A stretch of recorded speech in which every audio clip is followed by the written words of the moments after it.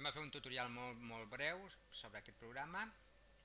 Dic breu perquè si no ningú els mira.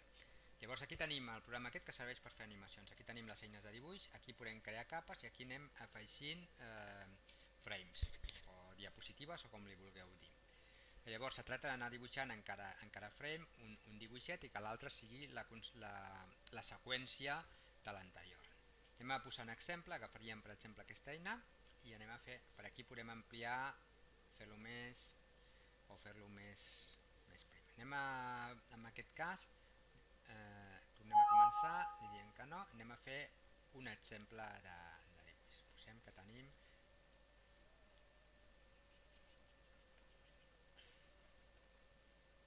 un dibuixet, vaig a fer una animació, evidentment la faig de qualsevol manera per anar ràpid i explicar el tutorial.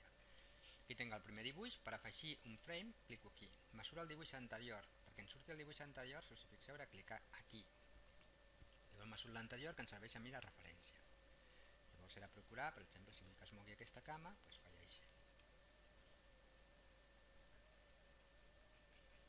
Vaig a fer que aquest surti corrent. N'afegeixo un altre,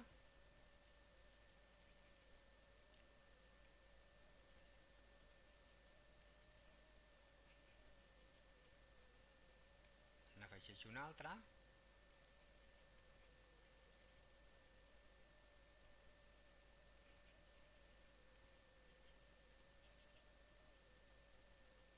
n'afegeixo un altre,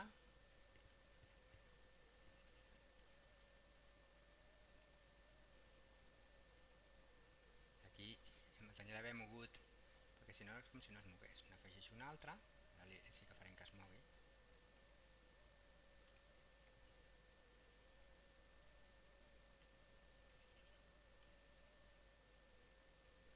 N'afegeixo un altre, el tio tampoc s'ha d'anar seguint. Aquest tipus de dibuix requereixen molt de temps per fer. Bé, ja finalitzo.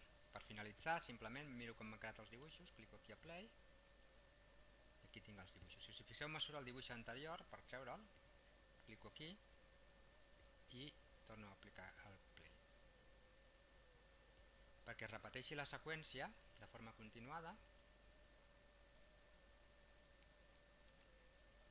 Anem a continuar el dibuix, venim aquí al final, situem aquí i anem a crear, per exemple, anem a posar un altre frame perquè anirem entenent. Per exemple, anem a posar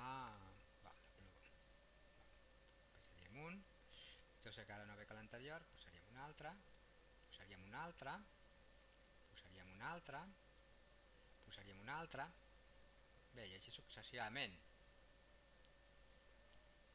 I amb això bé, ara aniríem a veure com ha quedat, cliquem aquí i cliquem aquí. Veieu que surt el dibuix anterior, simplement venim aquí i ara per guardar-ho podem guardar amb el format propi que s'obrirà una altra vegada al programa o bé exportar-lo i exportar-lo podem exportar el podem exportar com a flash, en crear un arxiu flash que per exemple li dic